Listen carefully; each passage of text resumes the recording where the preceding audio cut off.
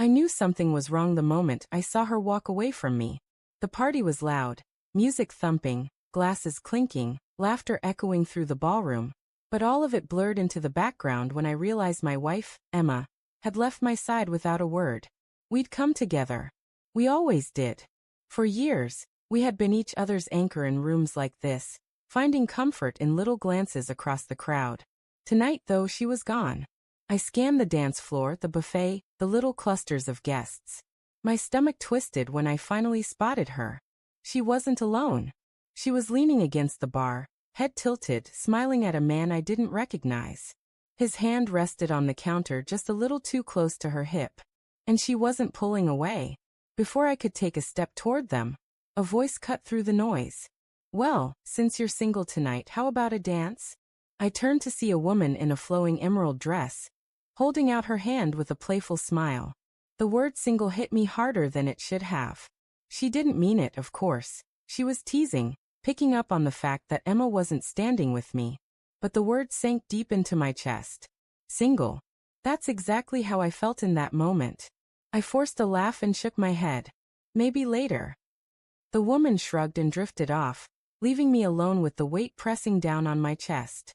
The rest of the night dragged on. Emma barely came near me, except for a quick wave when someone called her over to take pictures. She was radiant, laughing, glowing even, but not with me. I stood there, smiling for the sake of appearances, clenching my jaw so tight it hurt. When we finally got into the car, the silence was deafening. "Did you have fun?" she asked lightly, scrolling through her phone as if she hadn't spent the entire evening avoiding me. "Depends," I said, gripping the steering wheel. "Did you?" Her head snapped up. "What's that supposed to mean?" "You tell me," I muttered. She sighed, annoyed. "Not this again. You're always reading too much into things. Emma, you left me standing there like I didn't even exist. And then I see you laughing with some guy all night." "He's a colleague," she cut in sharply. "We were just talking." God, why do you always have to be so insecure? The word insecure burned in my ears. It wasn't insecurity, it was instinct. But I swallowed it down. The last thing I wanted was another screaming match. For days after, I tried to shake it off. Tried to convince myself I was overreacting. But little cracks started appearing in the routine of our marriage. Emma guarded her phone more than usual. She stayed late at work, claiming deadlines. And she stopped reaching for me in bed.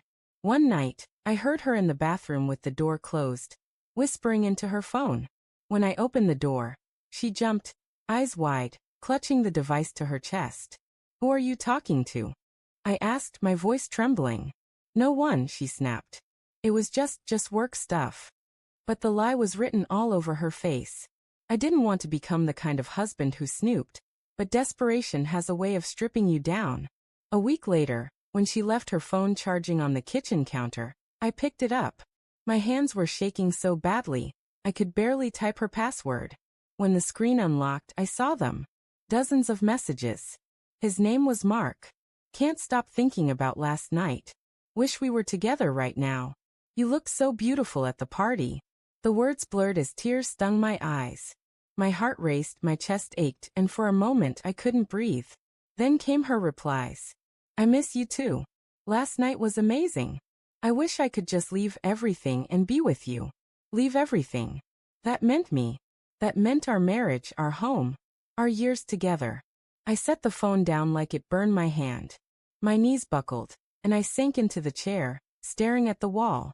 I wanted to scream, to punch something, to run outside and never come back.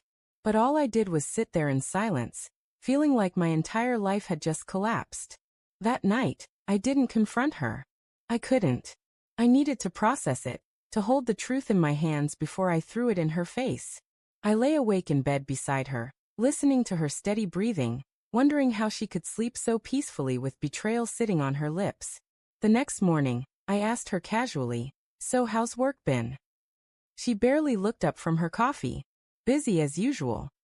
"With Mark?" I said softly. Her head jerked up, eyes wide. For a second, she didn't speak. That silence told me everything. "How do you?" she started, but I cut her off. "I saw the messages." Her face crumbled, then hardened. You went through my phone? That's what you're worried about. My voice cracked. Not the fact that you've been cheating on me? Her lips trembled. She didn't deny it. She didn't even try. We sat in silence for what felt like hours. Finally, she whispered, I didn't mean for it to happen. That's the thing about betrayal, Emma, I said bitterly. It doesn't care what you meant. It destroys everything anyway. Tears welled in her eyes. I still love you. I laughed, the hollow, broken sound. No, you love the idea of me. You love the security I give you. But love doesn't do this. She reached for my hand, but I pulled away. The touch that once anchored me now felt like poison. The days that followed were a blur of arguments, slammed doors, and sleepless nights. Friends called to check in, but I couldn't bring myself to explain. How do you put into words the feeling of watching the person you trusted most tear your heart apart? One night, I found myself standing in front of the mirror, staring at a man I barely recognized. Hollow eyes, tight jaw, a heaviness that clung to my shoulders like chains. That's when it hit me. Staying with Emma meant slowly dying inside. And I wasn't ready to let betrayal be the last chapter of my life. I told her I wanted a separation. She cried, begged, promised it was over with him. But I'd heard enough promises. Promises had become knives in my back. Maybe you can fix what you broke, I told her. But you can't fix it with me. Not anymore. The finality of my words hung in the air between us. She looked at me like I'd just ripped the ground out from under her. But the truth was she'd been the one digging the hole all along. Months later, I went to another party, this time alone. The music was just as loud, the laughter just as bright. But when a guest approached and asked if I wanted to dance, I didn't feel the sting of that word single anymore. Instead, I smiled. Because I wasn't broken. I was free.